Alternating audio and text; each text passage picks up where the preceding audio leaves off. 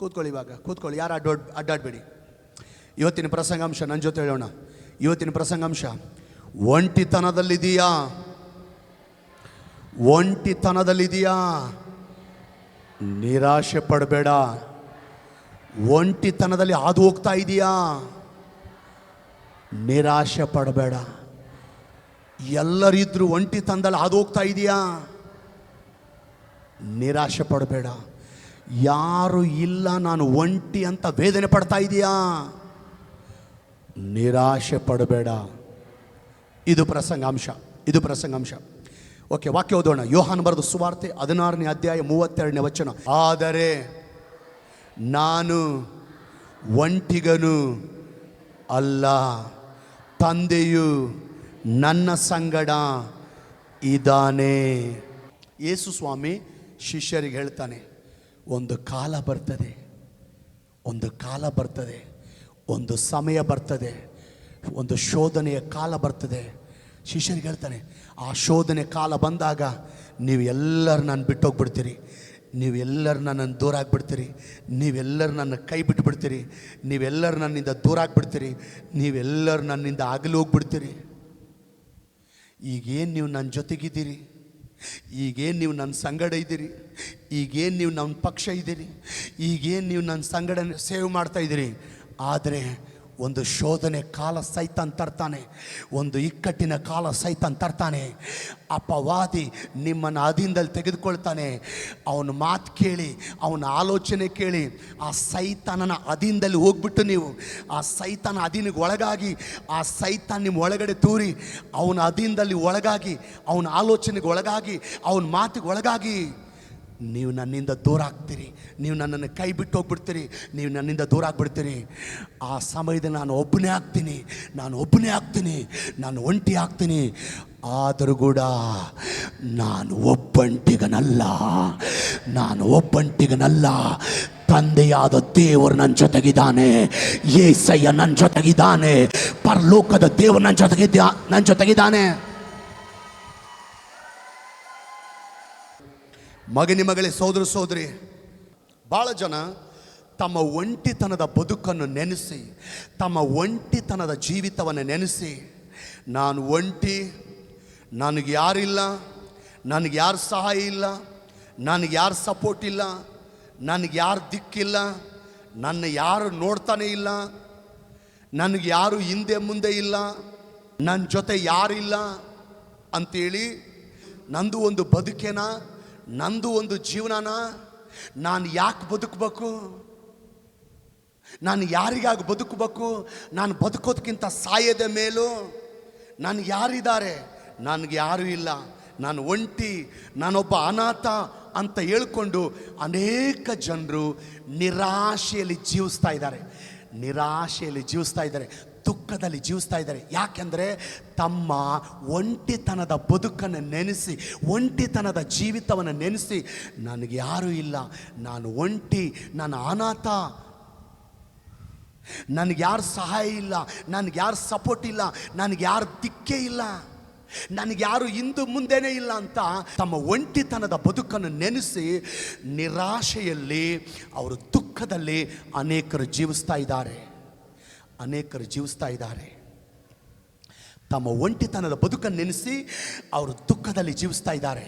ಈಗೊಂದು ಮಾತು ಹೇಳ್ತೇನೆ, ನಿಜವಾಗಲೂ ನೀವು ಒಂಟಿಯಾಗಿದ್ದರು, ನಿಜವಾಗಲೂ ನೀವು ಒಂಟಿತನದಲ್ಲಿ ಹಾದು ಹೋಗ್ತಾ ಇದ್ರು, ನೀವು ಒಂಟಿತನದಲ್ಲಿ ನೀವು ಜೀವಿಸ್ತಾ ಇದ್ರು, ನಾನು ಒಂಟಿ, ನಾನು ಅನಾಥ, ನನಗೆ ಯಾರು ಸಹಾಯ ಇಲ್ಲ, ನನಗೆ ಯಾರು ಸಪೋರ್ಟ್ ಇಲ್ಲ, ನನಗೆ ಯಾರು ದಿಕ್ಕಿಲ್ಲ, ನನ್ನ ಯಾರು ನೋಡ್ತಾ ಇಲ್ಲ, ನನಗೆ ಯಾರು ಹಿಂದೆ ಮುಂದೆನೇ ಇಲ್ಲ ಅಂತ ನೀವು ಮಾತಾಡಬೇಡ್ರಿ. ಬದಲಾಗಿ ಯೇಸು ಸ್ವಾಮಿ ಮಾತಾಡ್ದಂಗೆ ಮಾತಾಡ್ರಿ. ಸ್ವಾಮಿ ಹೆಂಗೆ ಮಾತಾಡ್ದ? ನೀವೆಲ್ಲರೂ ದೂರ ಆದರು, ನೀವೆಲ್ಲರೂ ನನ್ನ ಕೈ ಬಿಟ್ಟು ಹೋದರು, ನಾನು ಒಂಟಿ ಅಲ್ಲ, ನಾನು ಒಬ್ಬಂಟಿಗನಲ್ಲ, ನಾನು ಒಬ್ಬಂಟಿಗನಲ್ಲ. ತಂದೆಯಾದ ದೇವರು ನನ್ನ ಜೊತೆಗಿದ್ದಾನೆ, ಪರಲೋಕದ ದೇವರು ನನ್ನ ಜೊತೆಗಿದ್ದಾನೆ, ಯೇಸಯ್ಯ ನನ್ನ ಜೊತೆಗಿದ್ದಾನೆ.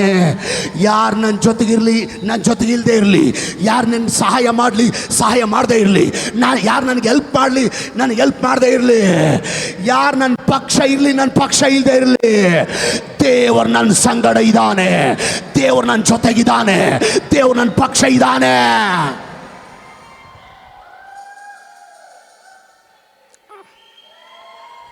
Alleluia, alleluia. ನಾನು ಒಂಟಿ ಅಲ್ಲ, ನಾನು ಅನಾಥನಲ್ಲ, ನಾನು ದಿಕ್ಕಿಲ್ದವನಲ್ಲ, ನಾನು ಗತಿ ಇಲ್ದವನಲ್ಲ. ಮನುಷ್ಯರು ನಿಮ್ಮ ಜೊತೆ ಇರಲಿ ಇಲ್ಲದೆ ಇರಲಿ, ಬಂಧುಗಳು ನಿಮ್ಮ ಜೊತೆ ಇರಲಿ ಇಲ್ಲದೆ ಇರಲಿ, ಸ್ನೇಹಿತರು ನಿಮ್ಮ ಜೊತೆ ಇರಲಿ ಇಲ್ಲದೆ ಇರಲಿ, ಅಕ್ಕಪಕ್ಕದವ್ರು ನಿಮ್ಮ ಜೊತೆ ಇರಲಿ ಇಲ್ಲದೆ ಇರಲಿ, ಸ್ವಂತದವ್ರು ನಿಮ್ಮ ಜೊತೆ ಇರಲಿ ಇಲ್ಲದೆ ಇರಲಿ, ಪರಲೋಕದ ದೇವರು ಸೈನ್ಯಗಳಿಗೆ ಅಧಿಪತಿಯಾಗಿರುವ ಯೆಹೋವ ನಿಮ್ಮ ಸಂಗಡ ಇದ್ದಾನೆ, ನಿಮ್ಮ ಪಕ್ಷ ಇದ್ದಾನೆ, ನಿಮ್ಮ ಜೊತೆ ಇದ್ದಾನೆ. ಆತ ಹೇಳ್ತಾನೆ, ನಾನು ನಿಮ್ಮನ್ನು ಎಂದಿಗೂ ಕೈ ಬಿಡುವುದಿಲ್ಲ, ಎಂದಿಗೂ ತೊರೆಯುವುದಿಲ್ಲ, ಯುಗದ ಸಮಾಪ್ತಿವರೆಗೂ ಎಲ್ಲ ದಿವಸಗಳು ನಿಮ್ಮ ಜೊತೆ ಇದ್ದೇನೆ, ನಿಮ್ಮ ಜೊತೆ ಇದ್ದೇನೆ, ನಿಮ್ಮ ಪಕ್ಷ ಇದ್ದೇನೆ.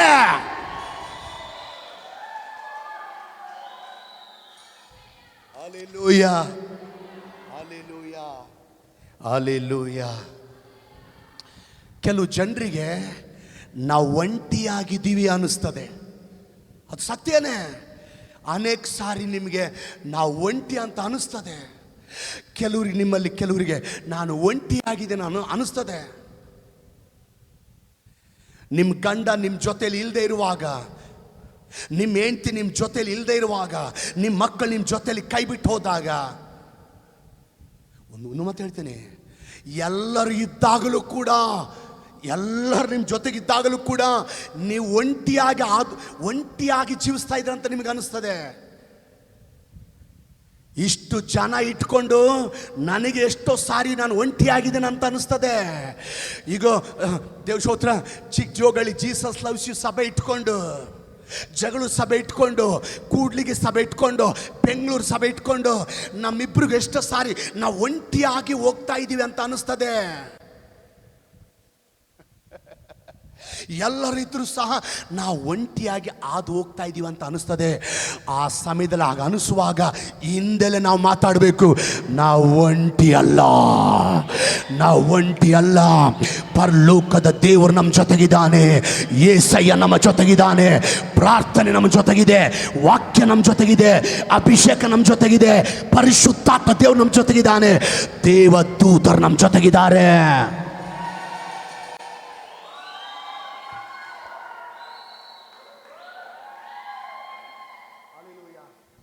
ಮಗನೇ ಸೋದರ ಸೋದರಿ, ಒಂದು ಪ್ರಶ್ನೆ ನನ್ನಲ್ಲಿ ಬರ್ತಾ ಇದೆ. ಏನು ಪ್ರಶ್ನೆ ಅಂದರೆ, ಯಾಕೆ ಕೆಲವು ಸಾರಿ ನಾವು ಒಂಟಿಯಾಗಿ ಹಾದು ಹೋಗುವಂತೆ ದೇವ್ರು ಮಾಡ್ತಾನೆ? ಯಾಕೆ ನಾವು ಒಂಟಿಯಾಗಿ ಹಾದು ಹೋಗಬೇಕಾದಂಥ ಶೋಧನೆಗಳು ಯಾಕೆ ಬರ್ತದೆ? ನಾವು ಒಂಟಿಯಾಗಿ ಜೀವಿಸಬೇಕಾದಂಥ ಶೋಧನೆಗಳು ಯಾಕೆ ನಮಗೆ ಬರ್ತದೆ? ಯಾಕೆ ಕೆಲವು ಸಾರಿ ದೇವರು ನಮ್ಮನ್ನು ಒಬ್ಬಂಟಿಗರಾಗಿ ಆ ಕಷ್ಟದಲ್ಲಿ ಹಾದು ಹೋಗಂಗೆ ಮಾಡ್ತಾನೆ? ಒಬ್ಬಂಟಿಗರಾಗಿ ನಾವು ಹಾದು ಹೋಗಂಗೆ ಯಾಕೆ ಮಾಡ್ತಾನೆ? ಇವತ್ತು ವಾಕ್ಯದಿಂದ ತಿಳ್ಕೊಳ್ಳೋಣ. ಆ ಒಂಟಿಯಾಗಿ ನಾವು ಹಾದು ಹೋಗ್ತೀವಲ್ವಾ, ಅದು ನಮ್ಮ ಒಳ್ಳೆದಕ್ಕೆ ಕೆಟ್ಟದಕ್ಕೆ ನೋಡ್ಕೊಳ್ಳೋಣ. ದೇವರು ನಮ್ಮನ್ನು ಕೆಲವು ಸಾರಿ ಒಂಟಿಯಾಗಿ ಮಾಡ್ತಾನೆ, ಅದು ನಮ್ಮ ಒಳ್ಳೆಯದಕ್ಕೆ ಕೆಟ್ಟದಕ್ಕೆ ನೋಡ್ಕೊಳ್ಳೋಣ. ದೇವರು ಕೆಲವು ಸಾರಿ ಕೆಲವು ಕುಟುಂಬಗಳನ್ನ ಒಂಟಿಯಾಗಿ ಹಾದು ಹೋಗಂಗೆ ಮಾಡ್ತಾನೆ, ಅದು ಒಳ್ಳೆಯದಕ್ಕೆ ಕೆಟ್ಟದಕ್ಕೆ. ದೇವರು ಕೆಲವು ಸೇವಕರನ್ನ ಒಂಟಿಯಾಗಿ ಹಾದು ಹೋಗಂಗೆ ಮಾಡ್ತಾನೆ, ಅದು ಒಳ್ಳೆಯದಕ್ಕೆ ಕೆಟ್ಟದಕ್ಕೆ ನಾವು ನೋಡಿಕೊಳ್ಳೋಣ. ಮಗನೇ ಸೋದರ ಸೋದರಿ, ನಿಮ್ಮಲ್ಲಿ ಭಾಳ ಜನ ತಂದೆ ತಾಯಿಗಳಿದ್ದೀರಿ. ನಿಮ್ಮಲ್ಲಿ ಭಾಳ ಜನ ತಂದೆ ತಾಯಿಗಳಿರುವಾಗ ನೀವು ಏನಾದರೂ ನಿಮ್ಮ ಮಕ್ಕಳಿಗೆ ಒಂದು ಇಂಪಾರ್ಟೆಂಟ್ ವಿಷಯ ಹೇಳಬೇಕಾದ್ರೆ, ಏನಾದರೂ ಒಂದು ಮುಖ್ಯವಾದಂಥ ಒಂದು ವಿಷಯಗಳು ಹೇಳಬೇಕಾದ್ರೆ, ಏನಾದರೂ ಒಂದು ಸೀಕ್ರೆಟ್ ವಿಷಯಗಳನ್ನು ಹೇಳ್ಬೇಕಂದ್ರೆ ಎಲ್ಲರಿದ್ದಾಗ ಹೇಳಲ್ಲ, ಎಲ್ಲರನ್ನ ಆ ಕಡೆ ಈ ಕಡೆ ಕಳಿಸಿ, ಎಲ್ಲರನ್ನ ಆ ಕಡೆ ಈ ಕಡೆ ಕಳಿಸಿ, ನೀವು ಆ ಕಡೆ ಹೋಗು, ನೀನು ಈ ಕಡೆ ಹೋಗು ಅಂತ ಅನೇಕರನ್ನ ಕಳಿಸಿ ನಿಮ್ಮ ಮಗನನ್ನು ಒಬ್ಬಂಟಿಗನಾಗಿ ಮಾಡಿ, ನಿಮ್ಮ ಮಗಳನ್ನ ಒಬ್ಬಂಟಿಗನಾಗಿ ಮಾಡಿ, ಆ ಮುಖ್ಯವಾದ ವಿಷಯವನ್ನು, ಆ ಇಂಪಾರ್ಟೆಂಟ್ ವಿಷಯವನ್ನು, ಆ ಸೀಕ್ರೆಟ್ ಆದಂಥ ವಿಷಯವನ್ನು ನಿಮ್ಮ ಮಕ್ಕಳಿಗೆ ಹೇಳ್ತೀರಿ. ನನ್ನ ಪ್ರಶ್ನೆ ಇವಾಗ, ಯಾಕೆ ತಂದೆ ತಾಯಿಗಳಾದ ನೀವು ನಿಮ್ಮ ಮಕ್ಕಳನ್ನ ಒಂಟಿಯಾಗಿ ಮಾಡಿದ್ರಿ? ಮುಖ್ಯವಾದ ವಿಷಯಗಳನ್ನು, ಇಂಪಾರ್ಟೆಂಟ್ ವಿಷಯಗಳನ್ನ, ಸೀಕ್ರೆಟ್ ಆದಂಥ ವಿಷಯಗಳನ್ನ ನಿಮ್ಮ ಮಕ್ಕಳಿಗೆ ಹೇಳಲಿಕ್ಕೋಸ್ಕರವಾಗಿ ಏನು ಮಾಡಿದ್ರಿ?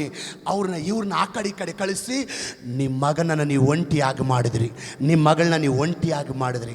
ಸೀಕ್ರೆಟ್ ಆದಂಥ ವಿಷಯಗಳನ್ನ, ಇಂಪಾರ್ಟೆಂಟ್ ವಿಷಯಗಳನ್ನ, ಮುಖ್ಯವಾದಂಥ ವಿಷಯಗಳನ್ನ ನಿಮ್ಮ ಮಕ್ಕಳಿಗೆ ಹೇಳಲಿಕ್ಕೋಸ್ಕರ ನಿಮ್ಮ ಮಕ್ಕಳನ್ನ ನೀವು ಒಂಟಿಯಾಗಿ ಮಾಡಿದ್ರಿ. ಹಲ್ಲೆಲೂಯಾ.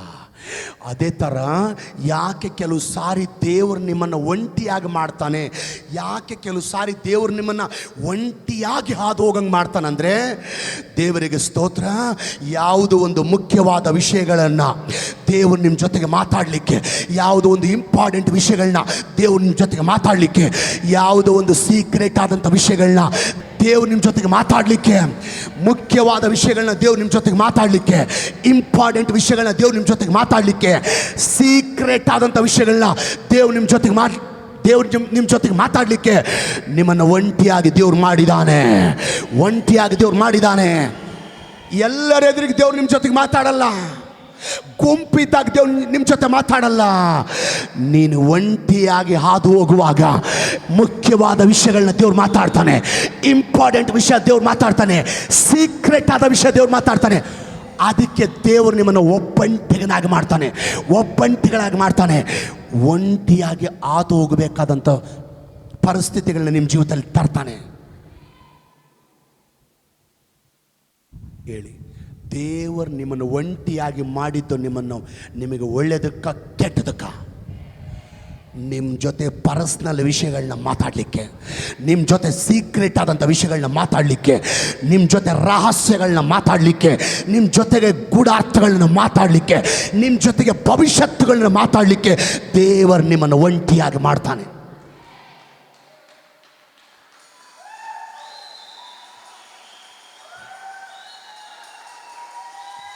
ನಾನು ಚಿಕ್ಕವನಿದ್ದಾಗ ನಾನು ಗಮನಿಸಿದಂಥ ಒಂದು ಘಟನೆ ಏನಂದರೆ, ನಮ್ಮ ಮನೆ ಪಕ್ಕದಲ್ಲಿ ಇನ್ನೊಂದು ಮನೆ ಇದೆ. ಆ ಮನೆಯಲ್ಲಿರುವಂಥ ಕುಟುಂಬದಲ್ಲಿ ಆ ಮನೆ ಯಜಮಾನ ತಂದೆ ಪ್ರತಿದಿನ ಕೆಲ್ಸಕ್ಕೆ ಹೋಗ್ತಾನೆ. ಕೆಲ್ಸಕ್ಕೆ ಹೋಗಿ ಸಾಯಂಕಾಲ ಮನೆಗೆ ಬರಬೇಕಾದ್ರೆ ತನ್ನ ಮಗನಿಗೆ ಸ್ವೀಟೋ ತಿಂಡಿನೋ ಕಟ್ಸ್ಕೊಂಡು ಬರ್ತಾನೆ. ಕಟ್ಸ್ಕೊಂಡು ಬರುವಾಗ ಈಗ ಮಗನಿಗೆ ಕೊಡ್ಬೇಕಲ್ಲ, ಇವಾಗ ಆ ಮಗನಿಗೆ ಕೊಡ್ಬೇಕಂದ್ರೆ ಆ ಪಕ್ಕದ ಮನೆಯವ್ರ ಮಕ್ಕಳು, ಆ ಎದುರಿಗಿರೋ ಮನೆಯವ್ರ ಮಕ್ಕಳು, ಆ ಇನ್ನೊಂದು ಮನೆಯವ್ರ ಮಕ್ಕಳು ಎಲ್ಲರೂ ಇವ್ರ ಮನೆ ಮುಂದೆ ಆಟ ಆಡ್ಕೊಂಡು ಕೂತ್ಕೊಂಡಿರ್ತಾರೆ. ಆಗ ಈ ತಂದೆ ಏನು ಮಾಡ್ತಾನೆ, ಇವಾಗ ಏನು ಮಾಡ್ಯಾನಂದರೆ, ಎಲ್ಲ ಮಕ್ಕಳೇ ಹೋಗಿ, ನೀವು ಹೋಗಪ್ಪ, ನೀನು ಹೋಗಪ್ಪ ಅಂತ ಎಲ್ಲರನ್ನ ಕಳಿಸೋಣ. ನಾನು ಕೂಡ ಇದು ನನ್ನ ಕೂಡ ಕಳಿಸೋಣ, ಹೋಗ ಆ ಕಡೆ ಹೋಗು ಅಂತ ಕಳಿಸಿ ಮಗನನ್ನು ಒಬ್ಬಂಟಿಗನಾಗಿ ಮಾಡಿದ್ದಾನೆ. ಮಗನನ್ನು ಒಬ್ಬಂಟಿಗನಾಗಿ ಮಾಡಿ ತಾನು ತಂದಂಥ ಸ್ವೀಟನ್ನು, ತಾನು ತಂದಂಥ ಆ ತಿಂಡಿನ ತನ್ನ ಒಬ್ಬ ಮಗನಿಗೆ ಕೊಟ್ಟಿದ್ದಾನೆ.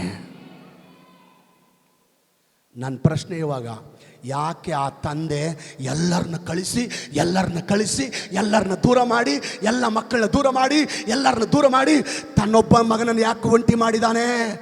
ತಾನು ತಂದಂಥ ಆ ಸ್ವೀಟನ್ನು, ತಾನು ತಂದಂಥ ಆ ತಿಂಡಿನ ತನ್ನ ಮಗನಿಗೆ ಕೊಡ್ಲಿಕ್ಕಾಗಿ. ಮಗಳೇ, ಸಹೋದರಿ, ಪರಲೋಕದ ದೇವರು ಕೂಡ ಕೆಲವು ಸಾರಿ ಯಾಕೆ ನಿನ್ನ ಒಂಟಿಯಾಗಿ ಮಾಡ್ತಾನೆ, ಯಾಕೆ ಒಂಟಿಯಾಗಿ ಹಾದು ಹೋಗಂಗೆ ಮಾಡ್ತಾನೆ ಅಂದರೆ, ತಾನು ತಂದ ಆಶೀರ್ವಾದಗಳನ್ನು, ತಾನು ತಂದ ಅದ್ಭುತಗಳನ್ನು, ತಾನು ತಂದ ಮಹತ್ ಕಾರ್ಯಗಳನ್ನು, ಫ್ಯಾಮಿಲಿ ಬ್ಲೆಸ್ಸಿಂಗ್ ಅನ್ನ, ಆರ್ಥಿಕ ಬ್ಲೆಸ್ಸಿಂಗ್ ಅನ್ನ, ಫೈನಾನ್ಸ್ ಬ್ಲೆಸ್ಸಿಂಗ್ ಅನ್ನ, praise the Lord, ministry blessing ಅನ್ನ, ಕುಟುಂಬ ಆಶೀರ್ವಾದಗಳನ್ನ, ಫ್ಯಾಮಿಲಿ ಆಶೀರ್ವಾದಗಳನ್ನ, ಹೆಲ್ತ್ ಬ್ಲೆಸ್ಸಿಂಗ್ಗಳನ್ನ ದೇವರಿಗೆ ಕೊಡ್ಲಿಕ್ಕೋಸ್ಕರ ನಿನ್ನನ್ನು ದೇವರು ಒಂಟಿಯಾಗಿ ಮಾಡ್ತಾನೆ.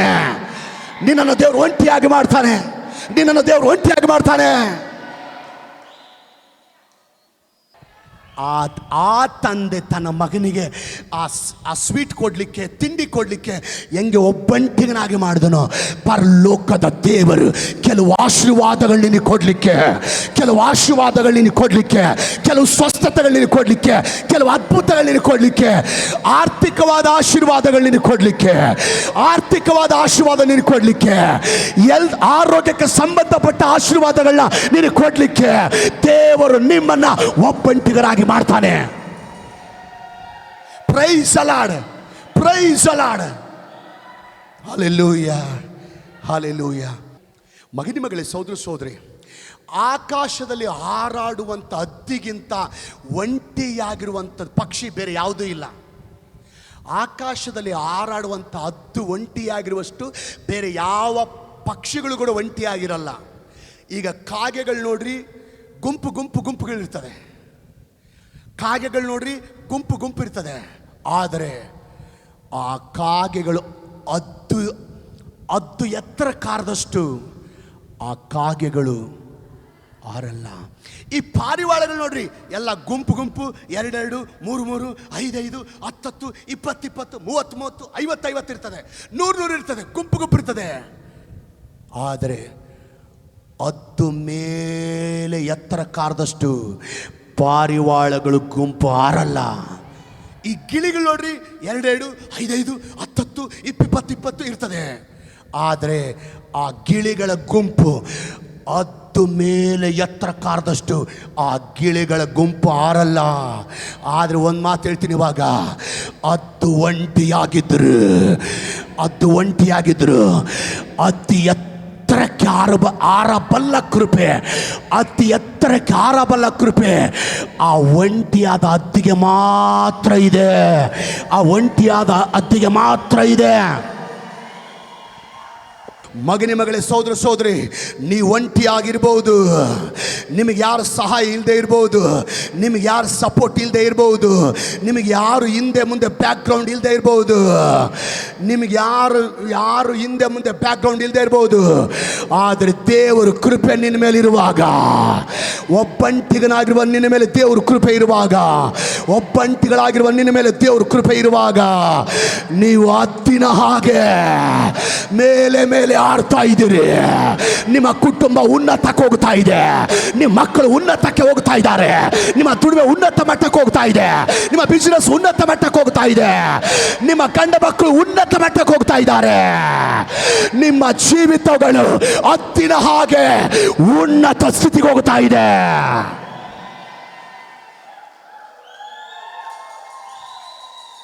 Praise the lord. ಕಾಗೆಗಳು ಗುಂಪುಗಳಿದ್ದರೂ ಕೂಡ ಉನ್ನತ ಮಟ್ಟ ಕಾರಲ್ಲ. ಈಗ ಪಾರಿವಾಳಗಳು ಗುಂಪುಗಳಿದ್ದರೂ ಕೂಡ ಉನ್ನತ ಮಟ್ಟ ಕಾರಲ್ಲ. ಒಂಟಿಯಾಗಿರುವಂಥ ಒಂದು ಹದ್ದು ಉನ್ನತ ಮಟ್ಟ ಕಾರುತ್ತದೆ. ಉನ್ನತ ಮಟ್ಟಕ್ಕೆ ಹಾರುವಂಥ ಒಂದು ಕೃಪೆ ಆ ಹದ್ದಿಗಿದೆ. ಒಂದು ಮಾತು ಹೇಳ್ತೀನಿ, ನೀನು ಒಂಟಿಯಾಗಿರ್ಬೋದು, ನೀನು ಒಬ್ಬನೇ ಇರಬಹುದು, ನಿನಗೆ ಯಾರು ಸಪೋರ್ಟ್ ಇಲ್ಲದೆ ಇರ್ಬೋದು, ಎಲ್ಲರೂ ಒಂದಾಗಿ ನಿನ್ನನ್ನು ತಿರಸ್ಕಾರ ಮಾಡಿರ್ಬೋದು, ಎಲ್ಲರೂ ಒಂದಾಗಿ ನಿನ್ನನ್ನು ದೂರ ತಳ್ಳಿರ್ಬೋದು, ಎಲ್ಲರೂ ಒಂದಾಗಿ ನಿನ್ನನ್ನು ಕಡೆಗಣಿಸಿರ್ಬೋದು. ಪರವಾಗಿಲ್ಲ, ದೇವರು ಕೃಪೆ ನಿನ್ನ ಮೇಲಿರುವಾಗ, ದೇವ್ರ ದಯೆ ನಿನ್ನ ಮೇಲಿರುವಾಗ, ದೇವ್ರ ಶಕ್ತಿ ನಿನ್ನ ಮೇಲಿರುವಾಗ, ಆ ಗುಂಪಿಗಿಂತ, ಆ ಬಂಧುಗಳಿಗಿಂತ, ಆ ಟೀಮಿಗಿಂತ, ಆ ರಿಲೇಷನ್ಗಿಂತ ಒಬ್ಬಂಟಿಗನಾಗಿರುವ ನಿನ್ನನ್ನು ಹದ್ದಿನ ಹಾಗೆ ನನ್ನ ದೇವರು ನಿನ್ನ ಮೇಲೆ ತರುವ ದೇವರಾಗಿದ್ದಾನೆ. ನಿನ್ನ ಕುಟುಂಬನ ಮೇಲೆ ತರುವ ದೇವರಾಗಿದ್ದಾನೆ, ನಿನ್ನ ಮಕ್ಕಳ ಮೇಲೆ ತರುವ ದೇವರಾಗಿದ್ದಾನೆ, ನಿನ್ನ ದುಡಿಮೆನ ಮೇಲೆ ತರುವ ದೇವರಾಗಿದ್ದಾನೆ. ಸೈನ್ಯಗಳಿಗೆ ಅಧಿಪತಿಯಾಗಿರುವ ಯೆಹೋವಾ ನಿನ್ನ ಕುಟುಂಬದ ಮೇಲೆ ಇಳಿತಾ ಇದ್ದಾನೆ. ಆತನ ಕೃಪೆ ನಿನ್ನ ಮೇಲೆ ಇಳಿತಾ ಇದೆ. ಆತನ ಕೃಪೆ ನಿನ್ನ ಮೇಲೆ ಇಳಿತಾ ಇದೆ. ಮಗನೇ, ಸಹೋದರ ಸಹೋದರಿ, ಪ್ರೈಸ್ ದಿ ಲಾರ್ಡ್. ನಾವು ಒಂದು ವರ್ಷದಲ್ಲಿ 3 ಸೀಸನ್ನ ದಾಟ್ತೇವೆ. ನಾವು ಒಂದು ವರ್ಷದಲ್ಲಿ 3 ಸೀಸನ್ ದಾಟ್ತೇವೆ, 3 ಕಾಲಗಳನ್ನ ದಾಟ್ತೇವೆ. 1ನೇ ಕಾಲ ಮಳೆಗಾಲ, 2ನೇ ಕಾಲ ಚಳಿಗಾಲ, 3ನೇ ಕಾಲ ಬೇಸಿಗೆ ಕಾಲ. 3 ಕಾಲಗಳನ್ನು ದಾಟ್ತೇವೆ. 3 ಕಾಲಗಳನ್ನು 3 ಸೀಸನ್ಗಳನ್ನ ನಾವು ದಾಟ್ತೇವೆ. ಈ ಮಳೆಗಾಲದಲ್ಲಿ ಮಳೆನೇ ಜಾಸ್ತಿ ಇರ್ತದೆ, ಈ ಚಳಿಗಾಲದಲ್ಲಿ ಚಳಿನೇ ಜಾಸ್ತಿ ಇರ್ತದೆ, ಈ ಬೇಸಿಗೆ ಕಾಲದಲ್ಲಿ ಬೇಸಿಗೆನೇ ಜಾಸ್ತಿ ಇರ್ತದೆ. ಹಲ್ಲೆಲೂಯ. ಮಗನಿ ಮಗಳೇ ಸಹೋದರ ಸಹೋದರಿ, ಇವತ್ತು ದೇವರು ಪ್ರತಿಯೊಬ್ಬ ಹೃದಯದ ಒಳಗಡೆ ಒಂದು ಸೀಸನ್ ಆರಂಭಿಸ್ತಾನೆ. ಆ ಸೀಸನ್ ಯಾವುದಂದ್ರೆ ಪ್ರಾರ್ಥನೆ ಸೀಸನ್, ಪ್ರಾರ್ಥನೆಯ ಕಾಲ. ಆ ಸೀಸನ್ ನಿಮ್ಮ ಒಳಗಡೆ ಬರುವಾಗ ನಿಮಗೆ ಹೆಚ್ಚು ಪ್ರಾರ್ಥನೆ ಮಾಡಬೇಕಂತ ಆಶೆ ಉಂಟಾಗುತ್ತೆ, ಬಲವಾಗಿ ಪ್ರಾರ್ಥನೆ ಮಾಡಬೇಕಂತ ಆಶೆ ಉಂಟಾಗುತ್ತೆ. ಅದರಲ್ಲೂ ಒಬ್ಬನೇ ಹೋಗಿ ದೇವ್ರ ಮುಂದೆ ಕೂತ್ಕೋಬೇಕಂತ ಆಶೆ ಉಂಟಾಗುತ್ತೆ, ಒಬ್ಬಳೇ ಹೋಗಿ ದೇವ್ರ ಮುಂದೆ ಕೂತ್ಕೊಂಡು ಪ್ರಾರ್ಥನೆ ಮಾಡ್ಬೇಕಂತ ಆಶೆ ಉಂಟಾಗುತ್ತೆ. ಯಾಕೆ ಆಶೆ ಉಂಟಾಗುತ್ತಂದ್ರೆ ದೇವರು ನಿಮ್ಮ ಒಳಗಡೆ ಪ್ರಾರ್ಥನೆಯ ಸೀಸನ್ ಆರಂಭ ಮಾಡಿದ್ದಾನೆ. ಹಂಗೇರಿ ಮಗನಿ ಮಗಳೇ ಸಹೋದರಿ, ಗುಂಪು ಕೂಡಿಕೊಂಡು ಪ್ರಾರ್ಥನೆ ಮಾಡೋದು ಒಳ್ಳೆಯದೇ, ಟೀಮ್ ಆಗಿ ಕೂಡಿಕೊಂಡು ಪ್ರಾರ್ಥನೆ ಮಾಡೋದು ಒಳ್ಳೆಯದೇ, ಸಭೆಯಲ್ಲಿ ಎಲ್ಲರೂ ಸೇರಿ ಪ್ರಾರ್ಥನೆ ಮಾಡೋದು ಒಳ್ಳೆಯದೇ, ಆನ್ಲೈನ್ ಪ್ರಾರ್ಥನೆಯಲ್ಲಿ ಎಲ್ಲರೂ ಸೇರಿ ಪ್ರಾರ್ಥನೆ ಮಾಡೋದು ಒಳ್ಳೆಯದೇ, ಉಪವಾಸ ಪ್ರಾರ್ಥನೆಯಲ್ಲಿ ಎಲ್ಲರೂ ಸೇರಿ ಪ್ರಾರ್ಥನೆ ಮಾಡೋದು ಒಳ್ಳೆಯದೇ, ಕುಟುಂಬ ಪ್ರಾರ್ಥನೆ ಎಲ್ಲರೂ ಸೇರಿ ಪ್ರಾರ್ಥನೆ ಮಾಡೋದು ಒಳ್ಳೆಯದೇ. ಆದರೆ ಒಬ್ಬಂಟಿಗನಾಗಿ ಹೋಗಿ ಪ್ರಾರ್ಥನೆ ಮಾಡೋದು, ಒಬ್ಬನೇ ಹೋಗಿ ದೇವ್ರ ಮುಂದೆ ಕೂತು ಪ್ರಾರ್ಥನೆ ಮಾಡೋದು, ಒಬ್ಬಳೇ ಹೋಗಿ ದೇವ್ರ ಮುಂದೆ ಕೂತು ಪ್ರಾರ್ಥನೆ ಮಾಡೋದು ಅದು ಇನ್ನೂ ಒಳ್ಳೆಯದೇ, ಡಬಲ್ ಆಗಿ ಒಳ್ಳೆಯದೇ. ಯಾಕೆ ಗೊತ್ತಾ? ನೀನು ಪರ್ಸನಲ್ ಆಗಿ ಒಬ್ಬಳೇ ಹೋಗಿ ದೇವ್ರ ಮುಂದೆ ಮಾಡುವಂಥ ಪ್ರಾರ್ಥನೆ ಅದು ನಿನ್ನನ್ನು ಯಶಸ್ಸಿಗೆ ತಳ್ಳುತ್ತದೆ, ಉನ್ನತ ಮಟ್ಟಕ್ಕೆ ತಳ್ಳುತ್ತದೆ, ಆ ಆಶೀರ್ವಾದ ಮಟ್ಟಕ್ಕೆ ಅದು ತಳ್ಳುತ್ತದೆ, ಆ ಅಭಿವೃದ್ಧಿಗೆ ಅದು ನಿನ್ನನ್ನು ತಳ್ಳುತ್ತದೆ. ಒಂದು ಮಾತು ಹೇಳ್ತೀನಿ, ಇದುವರೆಗೂ ಯಾವ ಮಟ್ಟನ ನೀನು ತಲುಪಲಿಕ್ಕಾಗಲಿಲ್ವ, ಇದುವರೆಗೂ ನೀನು ದೇವ್ರ ಮುಂದೆ ಒಬ್ಬಳೇ ಹೋಗಿ ಮಾಡುವ ಪ್ರಾರ್ಥನೆ ಇದುವರೆಗೂ ಯಾವ ಮಟ್ಟನ ನೀನು ಮುಟ್ಲಿಕ್ಕಾಗಲಿಲ್ವೋ ಆ ಮಟ್ಟಕ್ಕೆ ನಿನ್ನನ್ನು ತಳ್ಳುತ್ತದೆ. ಇದುವರೆಗೆ ಯಾವ ಗುರಿಗೆ ನೀನು ಮುಟ್ಲಿಕ್ಕಾಗಲಿಲ್ವೋ ಆ ಗುರಿಗೆ ಮುಟ್ಲಿಕ್ಕೆ ನಿನ್ನನ್ನು ತಳ್ಳುತ್ತದೆ. ಇದುವರೆಗೆ ಯಾವ ಅಭಿವೃದ್ಧಿಗೆ ನೀನು ಮುಟ್ಲಿಕ್ಕಾಗಲಿಲ್ವೋ ಆ ಅಭಿವೃದ್ಧಿಗೆ ನಿನ್ನನ್ನು ತಳ್ಳುತ್ತದೆ. ಈಗ ಒಂದು ಮಾತು ಹೇಳ್ತೀನಿ, ಈಗ ಜಲರಾಶಿ ಅಂತ ಸಮಸ್ಯೆಗಳು ಬಂದರು, ಆ ಪರ್ಸನಲ್ ಪ್ರಾರ್ಥನೆ, ವೈಯಕ್ತಿಕ ಪ್ರಾರ್ಥನೆ ಅದು ನಿನ್ನನ್ನು ಮುಂದಕ್ಕೆ ತಳ್ಳುತ್ತದೆ. ಬೆಂಕಿ ಅಂತ ಶೋಧನೆಗಳು ಬಂದರು, ಈ ಪ್ರಾರ್ಥನೆ ನಿನ್ನನ್ನು ಮುಂದಕ್ಕೆ ತಳ್ಳುತ್ತದೆ. ಚಪ್ಪಾಳೆ ತಟ್ಟಿ ದೇವರಿಗೆ.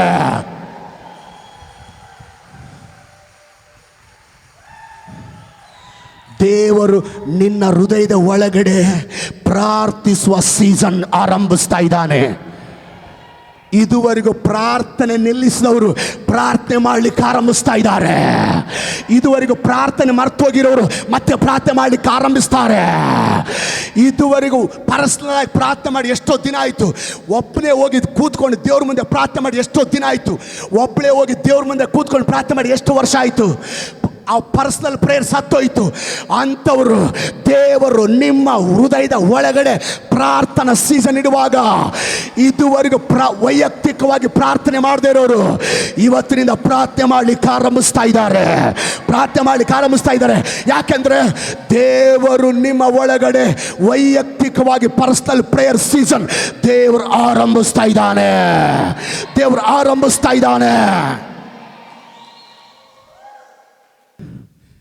ಯಾವಾಗಲೂ ಗುಂಪು ಅಂತ ಬರೀ ಗುಂಪಲ್ಲೇ ಇರ್ತೀವಿ, ಯಾವಾಗಲೂ ಟೀಮ್ ಅಂತ ಟೀಮಲ್ಲಿ ಇರ್ತೀವಿ, ಯಾವಾಗಲೂ ಬಂಧುಗಳು ಅಂತ ಬರೀ ಬಂಧುಗಳ ಜೊತೆ ಇರ್ತೀವಿ, ಯಾವಾಗಲೂ ಸ್ನೇಹಿತರು ಅಂತ ಅಲ್ಲೇ ಇರ್ತೀವಿ, ಯಾವಾಗಲೂ ಕೆಲಸ ಅಲ್ಲೇ ಇರ್ತೀವಿ. ಅದಕ್ಕೆ ದೇವ್ರು ಏನು ಮಾಡ್ಯಾನಂದರೆ ಆ ಗುಂಪಿನಿಂದ ಸಪ್ರೇಟಾಗಿ ನಿಮ್ಮನ್ನು ಒಂಟಿ ಮಾಡ್ತಾನೆ, ಆ ಟೀಮ್ನಿಂದ ಸಪ್ರೇಟಾಗಿ ನೀನೊಬ್ಬನೇ ಒಂಟಿ ಮಾಡ್ತಾನೆ. ಆ ಬಂಧುಗಳಿಂದ ನೀನು ಸಪ್ರೇಟ್ ಬರಲಿಲ್ಲ ಅಂದರೂ ಏನಾದರೂ ಮಾಡಿ ಕರ್ಕೊಂಬಂದು ನಿನ್ನ ಒಂಟಿ ಮಾಡ್ತಾನೆ, ನಿನ್ನ ಸಪ್ರೇಟ್ ಮಾಡ್ತಾನೆ, ನಿನ್ನ ಒಬ್ಬಳೇ ಮಾಡ್ತಾನೆ. ಯಾವಾಗಲೂ ಕೆಲಸ ಕೆಲಸ ಕೆಲಸ ಅಂತೀಯ. ಆ ಕೆಲಸದಿಂದ ಸಪ್ರೇಟ್ ಹೊರಗೆ ತಂದು ನಿನ್ನ ನಿನ್ನ ಒಬ್ಬನೇ ಮಾಡ್ತಾನೆ, ಒಂಟಿಯಾಗಿ ಮಾಡ್ತಾನೆ, ಒಬ್ಬಳಾಗಿ ಮಾಡ್ತಾನೆ. ಯಾಕೆ ಗೊತ್ತಾ? ನೀನು ಒಬ್ಬಳೇ ಆತನ ಹತ್ರ ಬಂದು ಪ್ರಾರ್ಥನೆ ಮಾಡಬೇಕು. ಆತ ನಿನ್ನ ಜೊತೆ ಮಾತಾಡ್ಬೇಕಂತ, ಆತ ನಿನ್ನ ಜೊತೆ ಮಾತಾಡ್ಬೇಕಂತ. ಆತನು ಕೆಲವು ಆಶೀರ್ವಾದಗಳನ್ನ, ಕೆಲವು ಅದ್ಭುತಗಳನ್ನ, ಕೆಲವು ಮಹತ್ ಕಾರ್ಯಗಳನ್ನ, ಕೆಲವು ಫೈನಾನ್ಸ್ ಆಶೀರ್ವಾದಗಳನ್ನ, ಸೇವೆ ಆಶೀರ್ವಾದಗಳನ್ನ ನಿನಗೆ ಕೊಡ್ಬೇಕಂತ ಎಲ್ಲರಿಂದ ನಿನ್ನ ದೂರ ಮಾಡಿ, ಕುಟುಂಬದವರಿಂದ ದೂರ ಮಾಡಿ, ಬಂಧುಗಳಿಂದ ದೂರ ಮಾಡಿ, ಸ್ನೇಹಿತರಿಂದ ದೂರ ಮಾಡಿ, ಕೆಲವು ಸಾರಿ ನಿನ್ನ ಒಬ್ಬಳಾಗಿ ಮಾಡ್ತಾನೆ, ನಿನ್ನ ಒಬ್ಬನಾಗಿ ಮಾಡ್ತಾನೆ. ಅವಾಗ ಯಾರು ಇರಲ್ಲ ನಿನ್ನ ಜೊತೆಗೆ, ಫ್ರೆಂಡ್ಸು ಇರಲ್ಲ. ಫ್ರೆಂಡ್ಸು ಕಳ್ಕೊಂಡಿರ್ತೀಯ, ಸ್ನೇಹಿತರು ಕಳ್ಕೊಂಡಿರ್ತೀಯ, ರಿಲೇಷನ್ಸು ಕಳ್ಕೊಂಡಿರ್ತೀಯ. ಒಬ್ಬಳಾಗಿರ್ತೀಯ, ಒಬ್ಬನೇ ಆಗಿರ್ತೀಯ. ಅಯ್ಯೋ, ಅವಾಗ ನೀನು ಅಂತಿರ್ತೀಯ, ಅವ್ರು ನನ್ನ ಕೈ ಬಿಟ್ಟರು, ಇವ್ರು ನನ್ನ ಕೈ ಬಿಟ್ಟರು. ಅವ್ರು ಕೈ ಬಿಟ್ಟಿರ್ಬೋದು, ದೇವರೇ ಮಾಡಿರೋದು. ಯಾಕಂದರೆ ಅಪ್ಪ ಜೊತೆ ನೀನು ಮಾತಾಡ್ಬೇಕಂತ, ಅಪ್ಪ ನಿನ್ನ ಜೊತೆ ಮಾತಾಡ್ಬೇಕಂತ, ಅಪ್ಪ ನಿನಗೆ ಕೊಡಬೇಕಾದ ಆಶೀರ್ವಾದಗಳು ಕೊಡಬೇಕಂತ, ಮಾಡಬೇಕಾದ ಅದ್ಭುತಗಳು ಮಾಡಬೇಕಾದಂಥ ಹೀಲಿಂಗ್ಸ್ ಮಾಡ್ಬೇಕಂತ ದೇವರು ನಿಮ್ಮನ್ನು ಒಂಟಿಯಾಗಿ ಮಾಡಿದ್ದಾರೆ. ಅರ್ಥ ಮಾಡ್ಕೋ.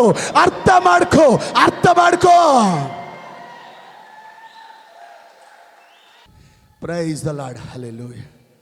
Price the lord, hallelujah. ಮಗನೇ, ಸೋದರಿ, ದೇವರು 15 ದಿನದಿಂದ ನನ್ನ ಒಂಟಿಯಾಗಿ ಮಾಡಿದ್ದಾನೆ. 15 ದಿನದಿಂದ ದೇವರು ನನ್ನ ಒಂಟಿಯಾಗಿ ಮಾಡ್ಯಾನ. ದೇವ್ರ ಸ್ತೋತ್ರ. ನನ್ನ ಕಾರ್ ನನ್ನಿಂದ ದೂರ ಮಾಡ್ಯಾನ. ಯಾಕಂದರೆ ಕಾರ್ ಇದ್ದುಬಿಟ್ಟಿದ್ರೆ ಆ ಊರಿಗೆ ಹೋಗ್ಬೇಕು, ಈ ಊರಿಗೆ ಹೋಗ್ಬೇಕು, ಅವ್ರ ಹತ್ರ ಹೋಗ್ಬೇಕು, ಇವ್ರ ಹತ್ರ ಹೋಗ್ಬೇಕು, ಆ ಮೀಟಿಂಗ್ ಹೋಗ್ಬೇಕು, ಈ ಮೀಟಿಂಗ್ ಹೋಗ್ಬೇಕು, ಅಲ್ಲಿ ಅವ್ರ ಹತ್ರ ಮಾತಾಡ್ಬೇಕು, ಇವ್ರ ಹತ್ರ ಮಾಡಬೇಕು, ಅಲ್ಲಿ ಬಿಸಿ, ಇಲ್ಲಿ ಬಿಸಿ, ಎಲ್ಲ ಹತ್ರ ಮಾತಾಡ್ಬೇಕಾದ್ರೆ ದೇವ್ರ ಹತ್ರ ಮಾತಾಡೋಕ್ಕೆ ಟೈಮ್ ಇಲ್ಲ. ಒಂದು ದಿನ ನನ್ನ ಮನೆಗಿರಲ್ಲ, ಕಾರ್ ಸಿಕ್ಕುಳ್ಳೆ ಆ ಪಾಸ್ಟರ್ ಮೀಟಿಂಗ್ ಹೋಗ್ಬೇಕು, ಈ ಪಾಸ್ಟರ್ ಮೀಟಿಂಗ್ ಹೋಗ್ಬೇಕು, ಆ ಪಾಸ್ಟರ್ ಹತ್ರ ಮಾತಾಡ್ಬೇಕು, ಈ ಪಾಸ್ಟರ್ ಹತ್ರ ಮಾತಾಡ್ಬೇಕು. ದೇವ್ರು ನೋಡಿ ನಮ್ಮ ಮನೆ ಪಕ್ಕದಾಗಿರೋ ಇಲಿಗಳಿಗೆ ಅಪ್ಪಣೆ ಕೊಟ್ಟ, ಸ್ವಲ್ಪ ಆತನ ಕಾರಿಗಿರೋ ಆ ವೈರ್ಗಳೆಲ್ಲ ಕಡ್ದಾಕಪ್ಪ. ಆಗ ಇಲಿಗಳು ಹೋಗಿ ಎಲ್ಲ ನನ್ನ ಕಾರಲ್ಲಿರುವಂಥ ವೈರೆಲ್ಲ ಕಡ್ದಾಕಿವು. ನನ್ನ ಕಾರ್ ಮುಂದಕ್ಕೆ ಹೋಗಲ್ಲ. ಈಗ ಶೋರೂಮ್ನಾಗ ಐತಿ, ರಿಪೇರಿ ಮಾಡಕತ್ತಾರ. 15 ದಿನ ಅಪ್ಪ ಮುಂದೆ ಕೂತ್ಕೊಂಡು ದೇವ್ರು ನನ್ನ ಜೊತೆಗೆ ಮಾತಾಡ್ತಾ ಇದ್ದಾನೆ. ನಾನು ದೇವ್ರ ಜೊತೆ ಮಾತಾಡ್ತಾ ಇದ್ದೇನೆ. ನಿಜವಾಗ್ಲೂ ಹೇಳ್ತೀನಿ, ಇದುವರೆಗೂ ನಾನು ಕೇಳಿಸ್ಕೊಳ್ದಿರುವಂಥ ವಿಷಯಗಳನ್ನ, ಇದುವರೆಗೂ ನಾನು ಗ್ರಹಿಸದೇ ಇರುವಂಥ ವಿಷಯಗಳನ್ನ, ಇದುವರೆಗೂ ಸೀಕ್ರೆಟ್ ವಿಷಯಗಳನ್ನ ಈ 15 ದಿನದಲ್ಲಿ ದೇವ್ರ ಕಾರ್ ದೂರ ಮಾಡಿ, ವಿಶ್ವಾಸಿಗಳನ್ನ ದೂರ ಮಾಡಿ, ಹಳ್ಳಿಗಳನ್ನ ದೂರ ಮಾಡಿ, ಪಾಸ್ಟರ್ ಮೀಟಿಂಗ್ಗಳನ್ನ ದೂರ ಮಾಡಿ, ನನ್ನ ಒಂಟಿಯಾಗಿ ಮಾಡಿ, ನನ್ನನ್ನು ಒಬ್ಬನಾಗಿ ಮಾಡಿ, ದೇವ್ರ ಮುಂದೆ ಕೂತುಕೊಳ್ಳುವಂತೆ, ಒಬ್ಬನೇ ಪ್ರಾರ್ಥನೆ ಮಾಡುವಂತೆ, ಒಬ್ಬನೇ ಆರಾಧನೆ ಮಾಡುವಂತೆ, ದೇವರ ಹತ್ರ ಮಾತಾಡುವಂತೆ, ದೇವರ ಅದ್ಭುತಗಳನ್ನ ನಾನು ಕಂಡುಕೊಳ್ಳುವಂತೆ ದೇವರು ಕಾರ್ಯ ಮಾಡಿದ್ದಾರೆ.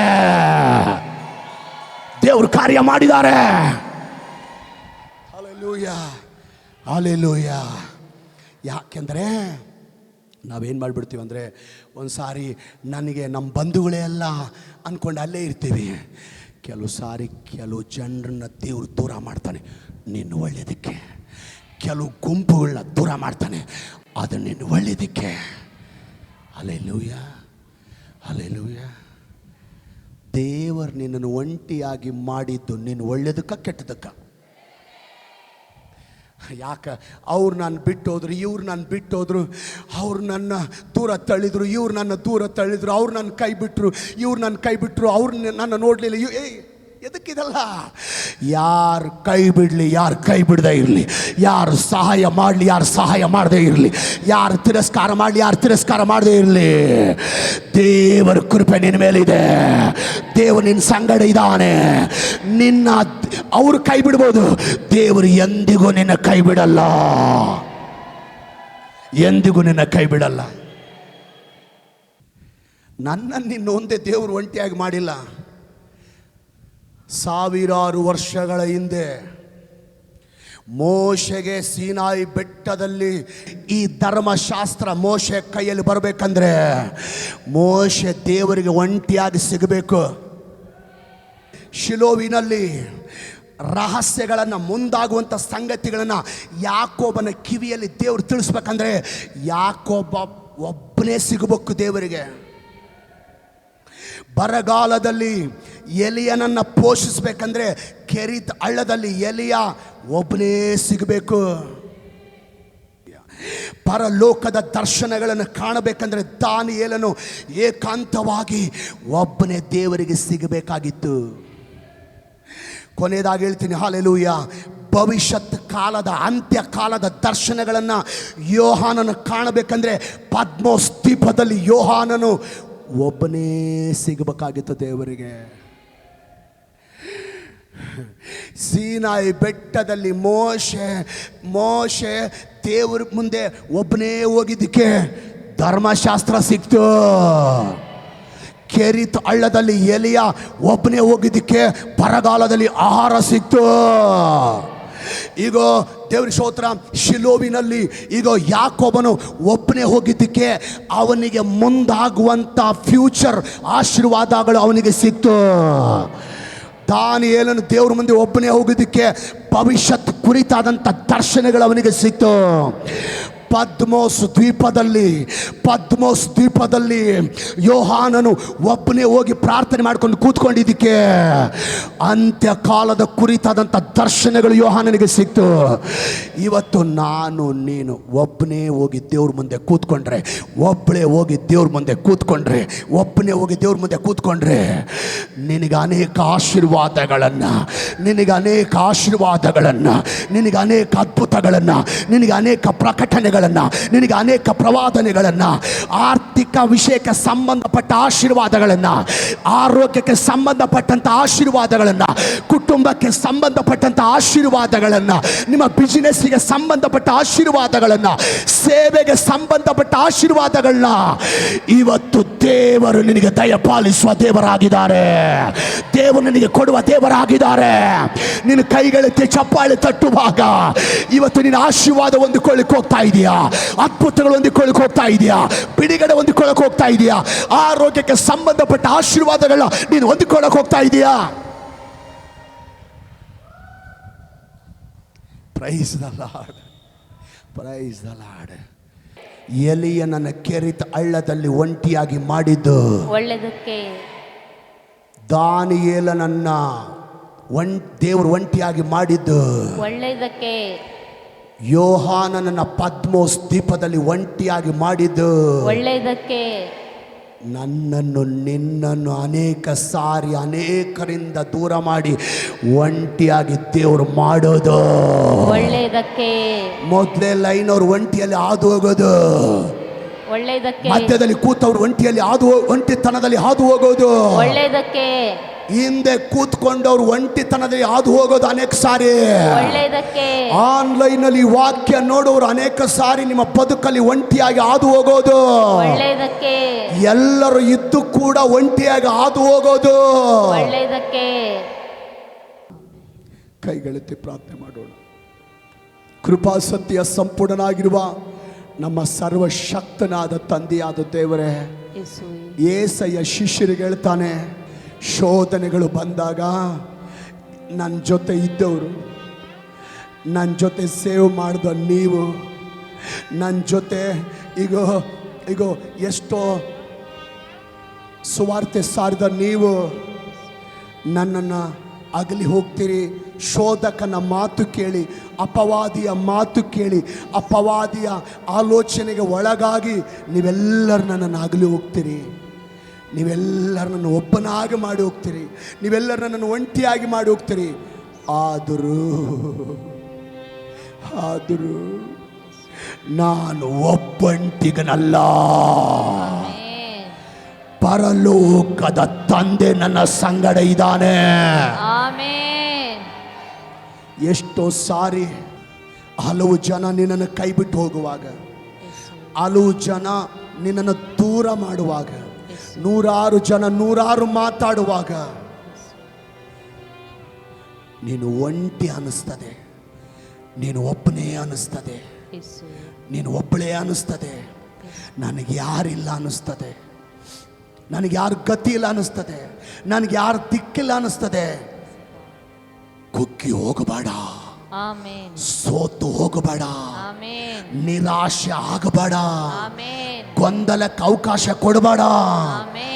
ಯೇಸು ಹೇಳ್ದಂಗೆ ಅಪವಾದಿಗೆ ಹೇಳು, ನಾನು ಒಬ್ಬಂಟಿಗನಲ್ಲ, ನಾನು ಒಬ್ಬಂಟಿಗಳಲ್ಲ, ಸರ್ವಶಕ್ತನಾದ ದೇವರು ನನ್ನ ಸಂಗಡ ಇದ್ದಾನೆ, ನನ್ನ ಕುಟುಂಬದ ಸಂಗಡ ಇದ್ದಾನೆ, ನನ್ನ ಮಕ್ಕಳ ಸಂಗಡ ಇದ್ದಾನೆ, ನನ್ನ ದುಡಿಮೆಯ ಸಂಗಡ ಇದ್ದಾನೆ, ಪ್ರತಿದಿನ ಇದ್ದಾನೆ. ಇವತ್ತು ಇದ್ದಾನೆ, ನಾಳೆ ಇದ್ದಾನೆ, ಈ ವಾರ ಇದ್ದಾನೆ, ಮುಂದಿನ ವಾರ ಇದ್ದಾನೆ, ಈ ತಿಂಗಳು ಇದ್ದಾನೆ, ಈ ವರ್ಷ ಇದ್ದಾನೆ, ಯುಗದ ಸಮಾಪ್ತಿಯವರೆಗೂ ಎಲ್ಲ ದಿವಸಗಳು ನನ್ನ ಸಂಗಡ ಇರುತ್ತಾನೆ. ಆಮೆನ್. ಆಕಾಶದಲ್ಲಿ ಹಾರಾಡುವ ಹದ್ದುಗಳು ಒಂಟಿಯಾಗಿ ಕಾಣಿಸ್ತದೆ, ಕಾಗೆಗಳು ಗುಂಪು ಗುಂಪಾಗಿ ಕಾಣಿಸ್ತದೆ, ಪಾರಿವಾಳಗಳು ಗುಂಪು ಗುಂಪಾಗಿ ಕಾಣಿಸ್ಬೋದು, ಹದ್ದು ಒಂಟಿಯಾಗಿ ಕಾಣಿಸ್ಬೋದು. ಆದರೆ ಆ ಕಾಗೆಗಳಿಗಿಂತ ಆ ಕಾಗೆಗಳು ಹದ್ದು ಎತ್ತರ ಕಾರದಷ್ಟು ಹಾರಲ್ಲ, ಆ ಪಾರಿವಾಳಗಳು ಹದ್ದು ಎತ್ತರ ಕಾರದಷ್ಟು ಹಾರಲ್ಲ. ಆ ಒಂಟಿಯಾಗಿರುವಂಥ ಹದ್ದಿಗೆ ಮಾತ್ರ ಎತ್ತರಕ್ಕೆ ಹಾರುವ ಕೃಪೆ ಕೊಟ್ಟಿದ್ದಾನೆ. ದೇವರಂತಾನೆ, ಒಳಗಡೆ ಒಂಟಿಯಾಗಿದ್ದೀನಿ, ಒಬ್ಬಳೇ ಇದ್ದೀನಿ, ಎಲ್ಲರೂ ನನ್ನ ಕೈ ಬಿಟ್ಟಿದ್ದಾರೆ, ಎಲ್ಲರೂ ನನ್ನ ತಿರಸ್ಕಾರ ಮಾಡಿದ್ದಾರೆ, ಎಲ್ಲರೂ ನನ್ನ ದೂರ ತಳ್ಳಿದ್ದಾರೆ. ಬಾಧೆ ಪಡಬೇಡ, ನೀನು ಒಬ್ಬನೇ ಆಗಿದ್ರು, ನೀನು ಒಬ್ಬಳೇ ಆಗಿದ್ರು, ನಿಮ್ದು ಒಂದೇ ಸಪ್ರೇಟ್ ಕುಟುಂಬವಾಗಿದ್ರು, ನಿನ್ನ ಮೇಲೆ ದೇವರು ಕೃಪೆ ಇದೆ, ನಿನ್ನ ಮೇಲೆ ದೇವರು ಕೃಪೆ ಇದೆ. ಆ ಬಂಧುಗಳಿಗಿಂತ, ಆ ಸ್ನೇಹಿತರಿಗಿಂತ, ಆ ಜೊತೆ ಕುಟುಂಬದವರಿಗಿಂತ ನನ್ನ ದೇವರು ನಿಮ್ಮನ್ನು ಉನ್ನತಕ್ಕೆ ತರ್ತಾ ಇದ್ದಾನೆ, ಅಭಿವೃದ್ಧಿಗೆ ತರ್ತಾ ಇದ್ದಾನೆ, ಯಶಸ್ಸಿಗೆ ತರ್ತಾ ಇದ್ದಾನೆ, ಆ ಸಕ್ಸಸ್ಗೆ ದೇವರು ತರ್ತಾ ಇದ್ದಾನೆ.